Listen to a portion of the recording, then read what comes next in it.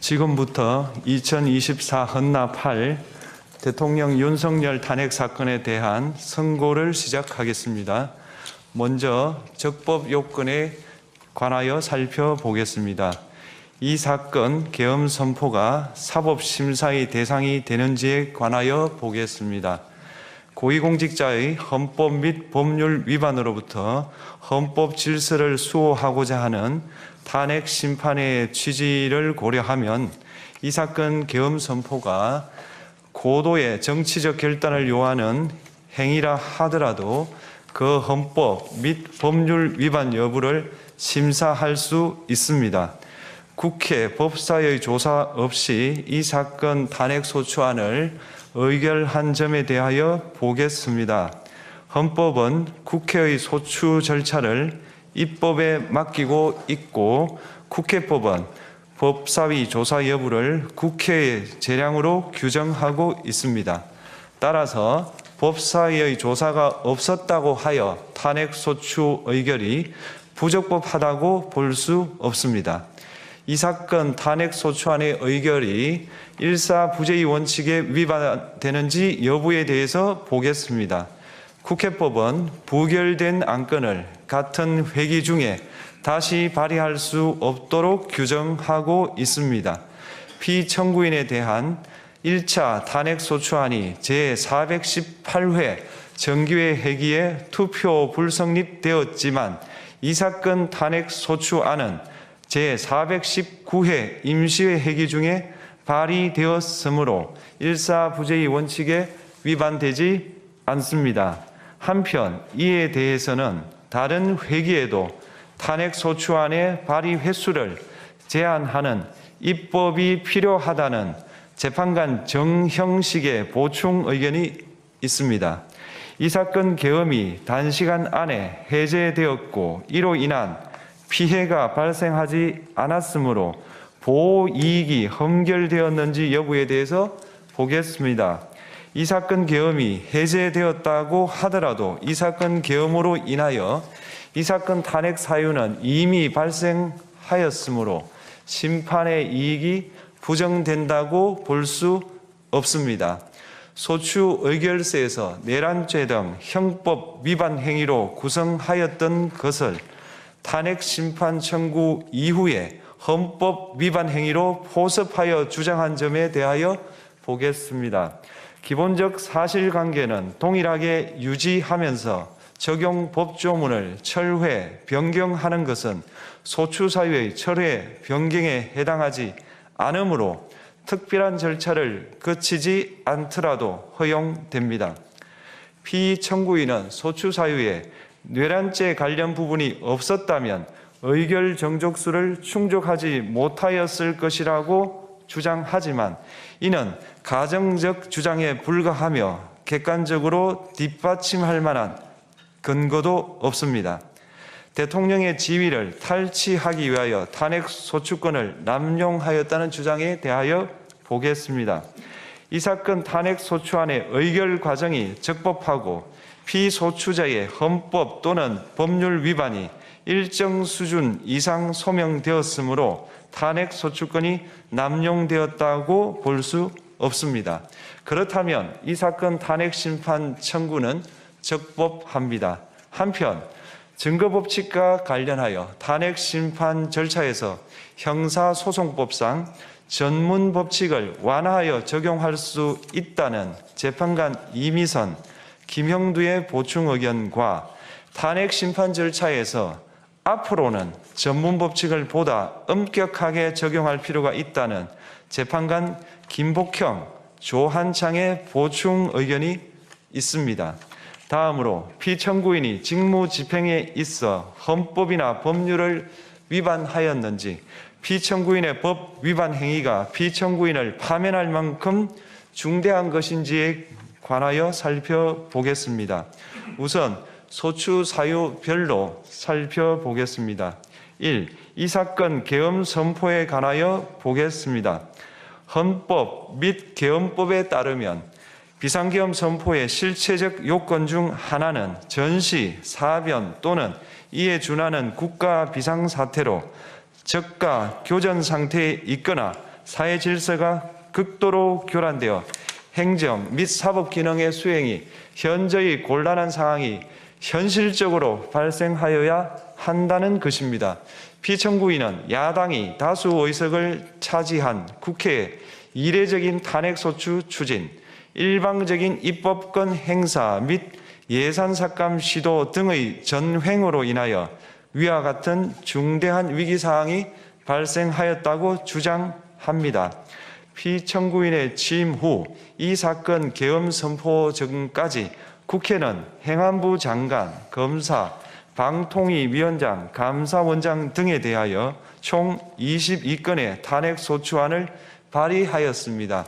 이는 국회가 탄핵소추 사유의 위헌, 위법성에 대해 숙고하지 않은 채 법 위반의 의혹에만 근거하여 탄핵심판 제도를 정부에 대한 정치적 압박 수단으로 이용하였다는 우려를 낳았습니다. 그러나 이 사건 계엄 선포 당시에는 검사 1인 및 방통위위원장에 대한 탄핵심판 절차만이 진행 중이었습니다. 피청구인이 야당이 일방적으로 통과시켜 문제가 있다고 주장하는 법률안들은 피청구인이 제의를 요구하거나 공포를 보류하여 그 효력이 발생되지 않은 상태였습니다. 2025년도 예산안은 2024년 예산을 집행하고 있었던 이 사건 계엄 선포 당시 상황에 어떠한 영향을 미칠 수 없고 위 예산안에 대하여 국회 예결특위의 의결이 있었을 뿐 본회의의 의결이 있었던 것도 아닙니다. 따라서 국회의 탄핵소추, 입법, 예산안 심의 등의 권한 행사가 이 사건 계엄 선포 당시 중대한 위기 상황을 현실적으로 발생시켰다고 볼 수 없습니다. 국회의 권한 행사가 위법, 부당하더라도 헌법재판소의 탄핵 심판, 피청구인의 법률안 제의 요구 등 평상시 권력 행사 방법으로 대처할 수 있으므로 국가 긴급권의 행사를 정당화할 수 없습니다. 피청구인은 부정선거 의혹을 해소하기 위하여 이 사건 계엄을 선포하였다고도 주장합니다. 그러나 어떠한 의혹이 있다는 것만으로 중대한 위기 상황이 현실적으로 발생하였다고 볼 수는 없습니다. 또한 중앙선관위는 제22대 국회의원 선거 전에 보안 취약점에 대하여 대부분 조치하였다고 발표하였으며 사전, 우편, 투표함, 보관장소, CCTV 영상을 24시간 공개하고 개표 과정에 수검표 제도를 도입하는 등의 대책을 마련하였다는 점에서도 피청구인의 주장은 타당하다고 볼 수 없습니다. 결국 피청구인이 주장하는 사정을 모두 고려하더라도 피청구인의 판단을 객관적으로 정당화할 수 있을 정도의 위기 상황이 이 사건 계엄 선포 당시 존재하였다고 볼 수 없습니다. 헌법과 계엄법은 비상계엄 선포의 실체적 요건으로 병력으로서 군사상의 필요에 응하거나 공공의 안정질서를 유지할 필요와 목적이 있을 것을 요구하고 있습니다.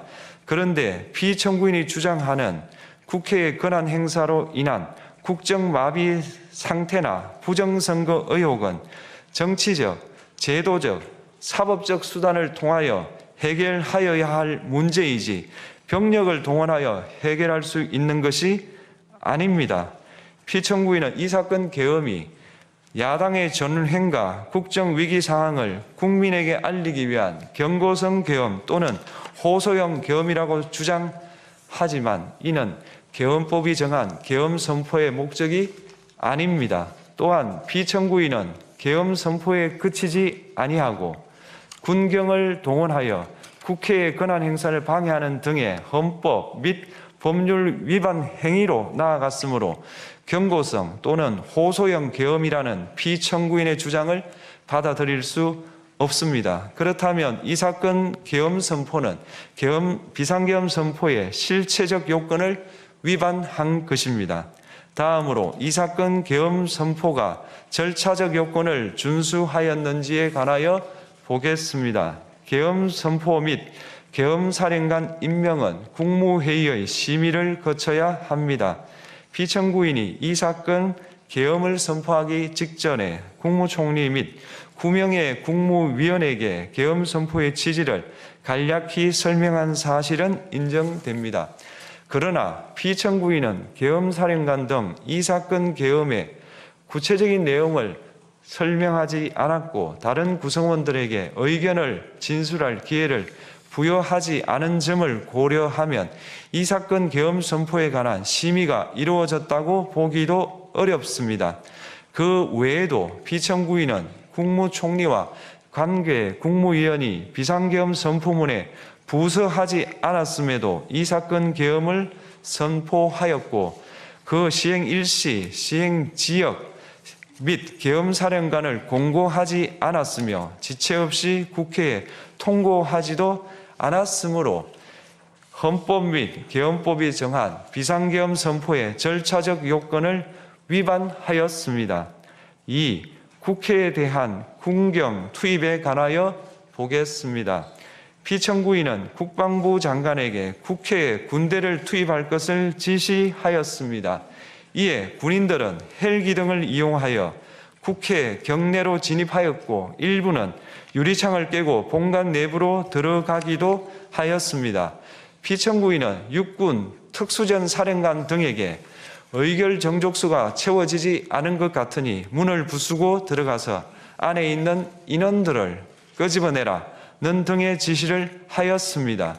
또한 피청구인은 경찰청장에게 계엄사령관을 통하여 이 사건 포고령의 내용을 알려주고 직접 6차례 전화를 하기도 하였습니다. 이에 경찰청장은 국회 출입을 전면 차단하도록 하였습니다. 이는 이로 인하여 국회로 모이고 있던 국회의원들 중 일부는 담장을 넘어가야 했거나 아예 들어가지 못하였습니다. 한편 국방부 장관은 필요시 체포할 목적으로 국군 방첩사령관에게 국회의장, 각 정당 대표 등 14명의 위치를 확인하라고 지시하였습니다.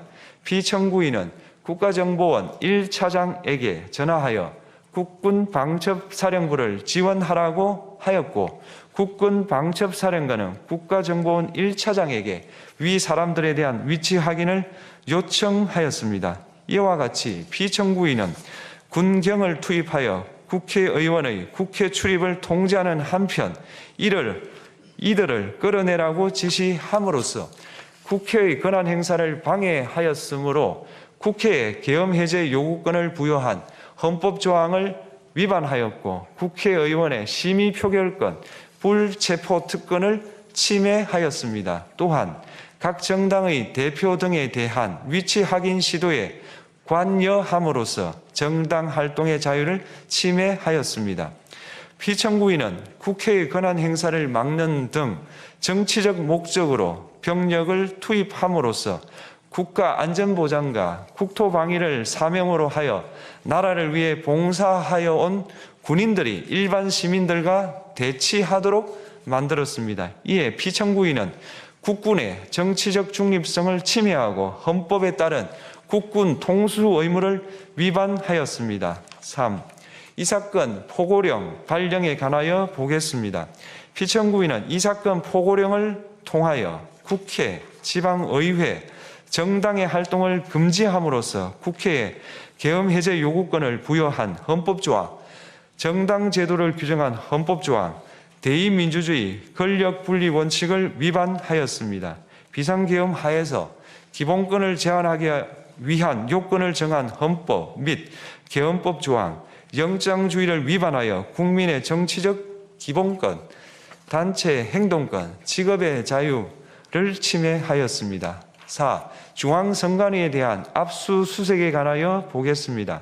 피청구인은 국방부 장관에게 병력을 동원하여 선관위의 전산 시스템을 점검하라고 지시하였습니다. 이에 따라 중앙선관위 청사에 투입된 병력은 출입 통제를 하면서 당직자들의 휴대전화를 압수하고 전산 시스템을 촬영하였습니다.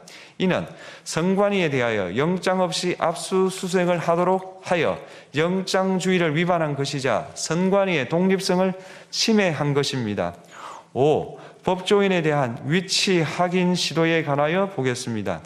앞서 말씀드린 바와 같이 피청구인은 필요시 체포할 목적으로 행해진 위치 확인 시도에 관여하였는데 그 대상에는 퇴임한 지 얼마 되지 않은 전 대법원장 및 전 대법관도 포함되어 있었습니다. 이는 현직 법관들로 하여금 언제든지 행정부에 의한 체포 대상이 될 수 있다는 압력을 받게 함으로 사법권의 독립을 침해한 것입니다.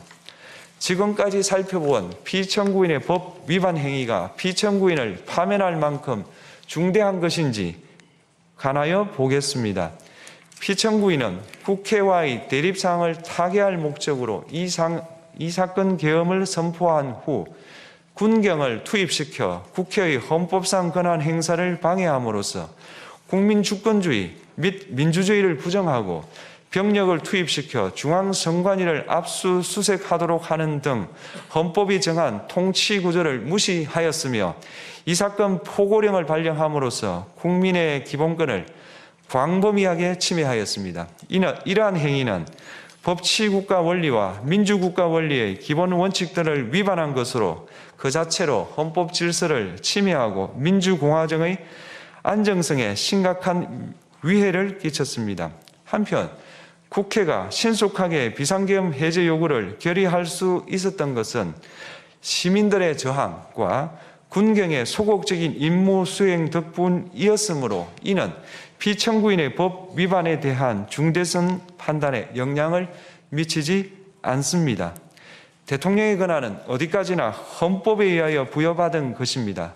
피청구인은 가장 신중히 행사되어야 할 권한이 국가 긴급권을 헌법에서 정한 한계를 벗어나 행사하여 대통령으로서의 권한 행사에 대한 불신을 초래하였습니다. 피청구인이 취임한 이래 야당이 주도하고 이례적으로 많은 탄핵 소추로 인하여 여러 고위공직자의 권한 행사가 탄핵 심판 중 정지되었습니다. 2025년도 예산안에 관하여 헌정사상 최초로 국회 예산결산특별위원회에서 정액 없이 감액에 대해서만 야당 단독으로 의결하였습니다. 피청구인이 수립한 주요 정책들은 야당의 반대로 시행될 수 없었고 야당은 정부가 반대하는 법률안들을 일방적으로 통과시켜 피청구인의 제의 요구와 국회의 법률안 의결이 반복되기도 하였습니다. 그 과정에서 피청구인은 야당의 전횡으로 국정이 마비되고 국익이 현저히 저해되어 가고 있다고 인식하여 이를 어떻게든 타개하여야만 한다는 막중한 책임감을 느끼게 되었을 것으로 보입니다. 피청구인이 국회의 권한 행사가 권력 남용이라거나 국정 마비를 초래하는 행위라고 판단한 것은 정치적으로 존중되어야 합니다. 그러나 피청구인과 국회 사이에 발생한 대립은 일방의 책임에 속한다고 보기 어렵고 이는 민주주의 원리에 따라 해소되어야 할 정치의 문제입니다. 이에 관한 정치적 견해의 표명이나 공적 의사결정은 헌법상 보장되는 민주주의와 조화될 수 있는 범위에서 이루어져야 합니다. 국회는 소수 의견을 존중하고 정부와의 관계에서 관용 그리고 자제를 전제로 대화와 타협을 통하여 결론을 도출하도록 노력하였어야 합니다. 피청구인 역시 국회의 대표인 국회를 협치의 대상으로 존중하였어야 합니다. 그럼에도 불구하고 피청구인은 국회를 배제의 대상으로 삼았는데 이는 민주정치의 전제를 허무는 것으로 민주주의와 조화된다고 보기 어렵습니다. 피청구인은 국회의 권한 행사가 다수의 횡포라고 판단했다 하더라도 헌법이 예정한 자구책을 통해 견제와 균형이 실현될 수 있도록 하였어야 합니다. 피청구인은 취임한 때로부터 약 2년 후에 치러진 국회의원 선거에서 피청구인이 국정을 주도하도록 국민을 설득할 기회가 있었습니다. 그 결과가 피청구인의 의도에 부합하지 않더라도 야당을 지지한 국민의 의사를 배제하려는 시도를 하여서는 안 되었습니다. 그럼에도 불구하고 피청구인은 헌법과 법률을 위반하여 이 사건 계엄을 선포함으로써 국가 긴급권 남용의 역사를 재현하여 국민을 충격에 빠뜨리고 사회, 경제, 정치, 외교 전 분야의 혼란을 야기하였습니다. 국민 모두의 대통령으로서 자신을 지지하는 국민을 초월하여 사회 공동체를 통합시켜야 할 책무를 위반하였습니다. 군경을 동원하여 국회 등 헌법기관의 권한을 훼손하고 국민의 기본적 인권을 침해함으로써 헌법소의 책무를 저버리고 민주공화국의 주권자인 대한국민의 신임을 중대하게 배반하였습니다. 결국 피청구인의 위법 행위는 국민의 신임을 배반한 것으로 헌법소의 관점에서 용납될 수 없는 중대한 법 위반 행위에 해당합니다. 피청구인의 법 위반 행위가 헌법 질서에 미친 부정적 영향과 파급 효과가 중대하므로 피청구인을 파면함으로써 얻는 헌법소의 이익이 대통령 파면에 따르는 국가적 손실을 압도할 정도로 크다고 인정됩니다. 이에 재판관 전원의 일치된 의견으로 주문을 선고합니다. 탄핵 사건이므로 선고 시각을 확인하겠습니다. 지금 시각은 오전 11시 22분입니다. 주문, 피청구인 대통령 윤석열을 파면한다. 마치겠습니다.